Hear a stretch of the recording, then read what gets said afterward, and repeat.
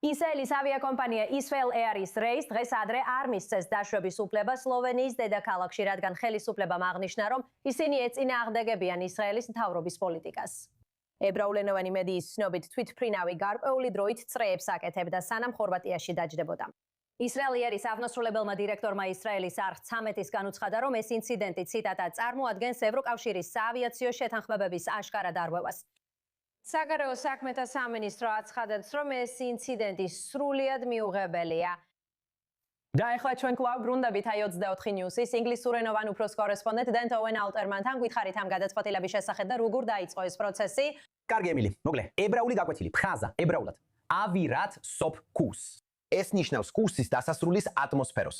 ანუ როცა გაკვეთილი მთავრდება და არმიაში სასწავლო პროგრამა სრულდება, ადამიანები თავს უფლებას აძლევენ ისეთი რაღაცები გააკეთონ, რასაც სხვა შემთხვევაში არ გააკეთებდნენ. და სწორედ ეს არის აქ მთავარი ამბავი. ეს არის მთავრობა, რომელიც უკვე გამავალია და რომელსაც სლოვენიაში მემარჯვენე ან უკიდურესად მემარჯვენე მთავრობა ჩაანაცვლებს. და ეხლა მისი ბოლო რამდენიმე კვირა. ეს ნაბიჯი უბრალოდ გადადგეს. მოხედეთ, იმ თვითმფრინავის მგზავრებს მოგვიარებით უთხრეს, რომ ისინი არ დაეშვებოდნენ იქ, სადაც უნდა ჩასულიყვნენ, სადაც ალბათ ჰქონდათ სასტუმროს ჯავშნები და გეგმები, შესაძლოა გადაუდებელი საქმეებიც, ან ოჯახური მიზეზები, რის გამოც მიდიოდნენ, მაგრამ ვერ წავიდნენ ისრაელის მთავრობის პოლიტიკის გამო. არავის უკითხავს იმ მგზავრებისთვის, ემილი, რას ფიქრობდნენ ისინი ისრაელის მთავრობას. ასე რომ, ნებისმიერ შემთხვევაში ისინი ამ გადაწყვეტილების მძევლები გახდნენ. მაგრამ ნახეთ, სლოვენიაში ბოლო წლებში ხელისუფლება სულ უფრო მტრულად არის განწყობილი ისრაელის მიმართ. და ეს უბრალოდ ბოლო გადაწყვეტილებაა ამ სერიაში, მაგრამ მალე მას შეცვლის პრემიერ-მინისტრი, რომელიც მეოთხედ ბრუნდება ხელისუფლებაში. ესე რომ, თუ გვეგონა, რომ ბენიამინ ნეთანიაჰუ გამონაკლისი იყო, რომელიც პრემიერ-მინისტრის პოსტზე მესამედ დაბრუნდა, მას შემდეგ რაც თანამდებობა დატოვა და ისევ დაბრუნდა და ისევ დატოვა და დაბრუნდა, იანის იანკოვიჩი, იანისი მეოთხედ ბრუნდება პრემიერ-მინისტრის პოსტზე. ის მზადა ისრაელის პერსპექტივიდან სიტუაცია შეცვალოს და სლოვენიის პოლიტიკა ებრაული სახელმწიფოს მიმართ შეცვალოს.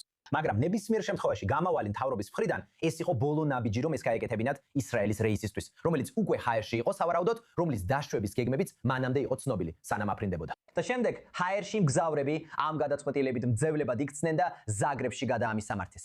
ნამდვილად სამარცხვინოა. და იმედი მაქვს, რომ საგარეო საქმეთა სამინისტრო მაქსიმალურად გამოიყენებს ამ საკითხს ევროპის კავშირის და შესაბამისი სტრუქტურების წინააღმდეგ. საინტერესოა ისიც, რომ თუ ეს შესაძლებელი იყო, თვითმფრინავი აფრინდებოდა და ასეთ სიტუაციაში აღმოჩნდებოდა, თუ ისინი წინასწარ ხედავდნენ ამის ალბათობას.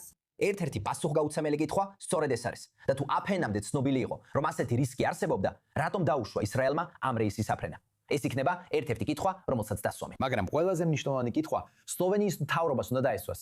რატომ არ მისცეს ნება დაგეგმილ რეისს, დაჯდომის იმ ადგილას, სადაც უნდა დაჯდომოდა, მხოლოდ ხელისუფლების ახირების გამო, როგორც ჩვენი საგარეო საქმეთა სამინისტრო ამბობს, ევროკავშირთან ავიაციის შესახებ შეთანხმებების წინააღმდეგ.